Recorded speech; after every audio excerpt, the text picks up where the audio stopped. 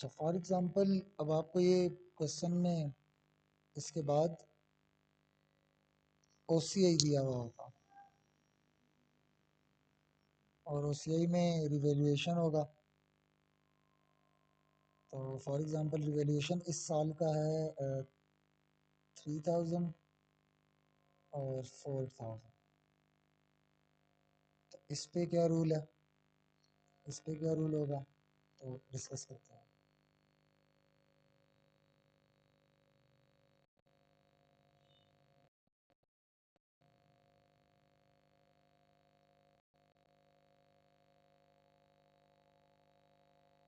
NCI का formula भी लिखा हुआ है यहाँ पर।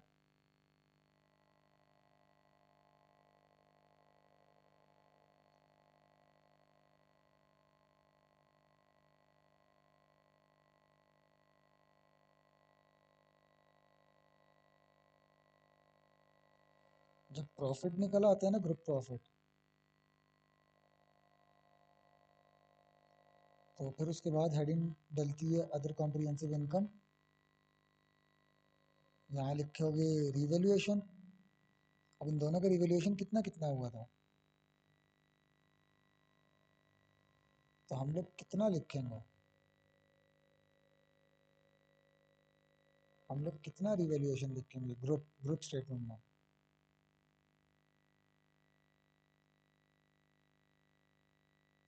ग्रुप स्टेटमेंट में क्या सिर्फ पेरेंट का लिखें या दोनों का लिखें, और या तो पेरेंट का पूरा लिखें और सब्सिडरी का सिर्फ पेरेंट वाला लिखें, क्या करें। पेरेंट वाला वैसे क्यों लिखें सिर्फ, क्योंकि इसमें स्टेटमेंट में तो एनसीआई भी तो है, ये तो नहीं है कि एनसीआई नहीं है, सिर्फ पेरेंट की निकाला। तो रिवैल्यूएशन टोटल लिखते हैं।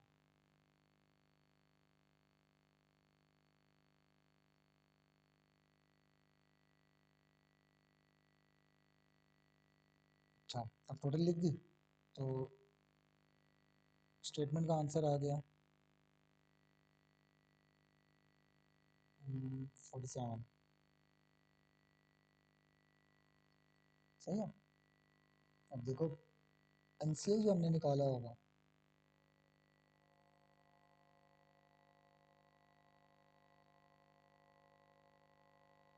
एनसीआई शेयर ऑफ प्रॉफिट कैसे निकाला होगा, ये जो पेरेंट और सब्सिडरी का गिवन होती है ना वैल्यू, ये वाली, तो हमने सब्सिडरी का क्वेश्चन में से वैल्यू लेनी है। अभी मैंने ये वर्किंग करवाई है।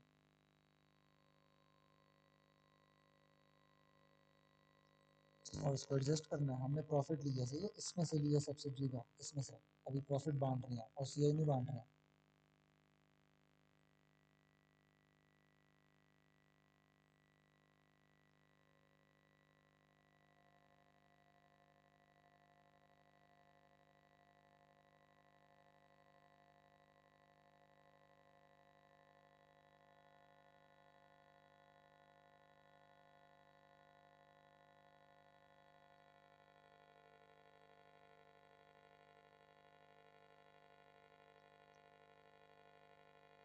तो यहाँ से एनसीआई का शेयर ऑफ प्रॉफिट आता है।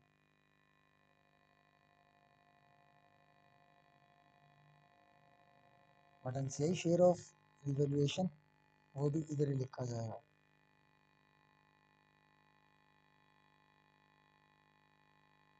जितना भी सब्सिडरी का ओसीआई है ना, जितना भी सब्सिडरी का ओसीआई है, उसमें से एनसीआई को भी हिस्सा मिलता है। ठीक है? तो 20% एनसीआई है, तो सब्सिडरी की ओसीआई भी 20% इसकी है। जिस तरह प्रॉफिट एडजस्टेड प्रॉफिट का 20% एनसीआई का था, तो ओसीआई भी किसकी है, एनसीआई वालों की 20%। तो स्टेटमेंट में टोटल दिखाया,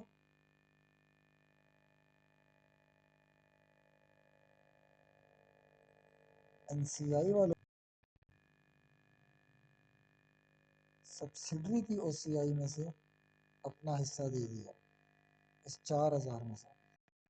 सही है, एनसीआई वालों को इस 4000 में से हम लोग उनका हिस्सा देंगे। इस 3000, ये 3000 पेरेंट का, ये उनको नहीं मिलेगा। अच्छा, स्टेटमेंट में पूरा लिखा 7, और जब वर्किंग कर रहे थे पहले उसमें लिखा 20% से, तो बाकी का 80% किधर गया। जब हम टोटल प्रॉफिट में से ये निकाल देंगे, टोटल प्रॉफिट में से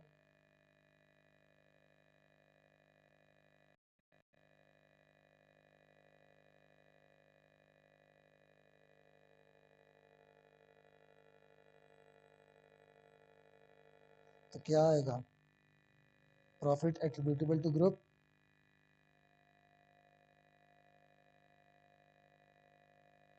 तो इसी तरह टोटल ओसीआई में से, टोटल ओसीआई कितने हैं 7, उसमें से 4 का 20% उनको दिया, मतलब 800। प्रॉफिट टू ग्रुप आ गया ना। अब ओसीआई टू ग्रुप देखो,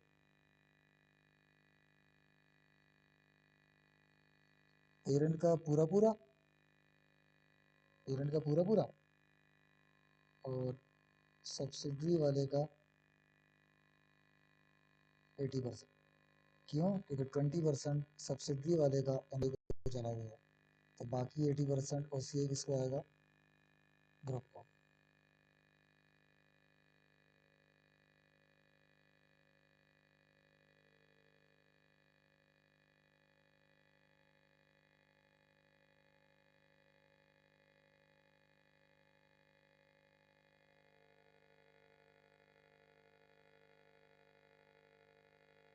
प्रॉफिट आफ्टर टैक्स लिखा है, सही है। जैसी स्टेटमेंट में प्रॉफिट आफ्टर टैक्स आता है उसके फौरन बाद हम लिखते हैं एनसीआई,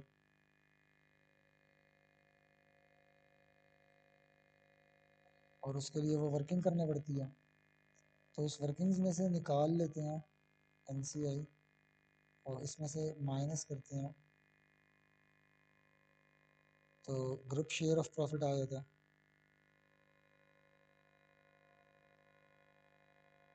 सही, बैलेंसिंग फिगर माइनस करते हैं ना, फिर और इसके लिए वर्किंग करनी पड़ती है एनसीआई की। अच्छा, फिर इसके बाद लिखा जाता है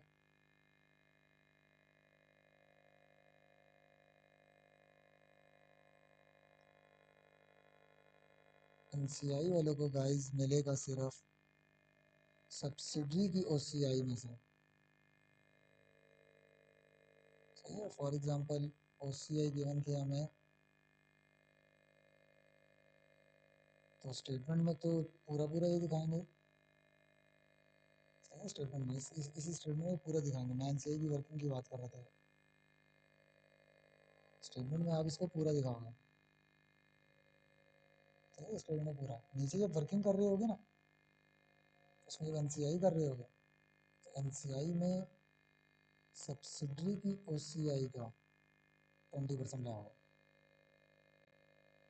और जब प्रॉफिट एट्रीब्यूटेबल टू ग्रुप निकाल रहे होंगे, सही है, या OCI attributable to group,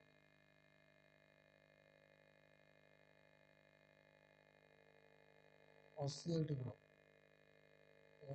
group निकाल रहे होंगे, ये कितना जाएगा, पेरेंट को कितना जाएगा, पेरेंट का अपना भी,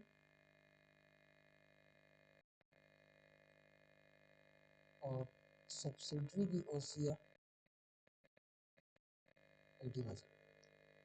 एनसीआई वालों को सब्सिडरी से 20, पेरेंट को, पेरेंट का अपना भी और सब्सिडरी से 80%। इसको मैं एग्जांपल करवाता हूँ, अभी ढेर सारी भेजता हूँ, इसके सारे क्वेश्चन आज भेजता हूँ, सीसीडी भी करवाता हूँ।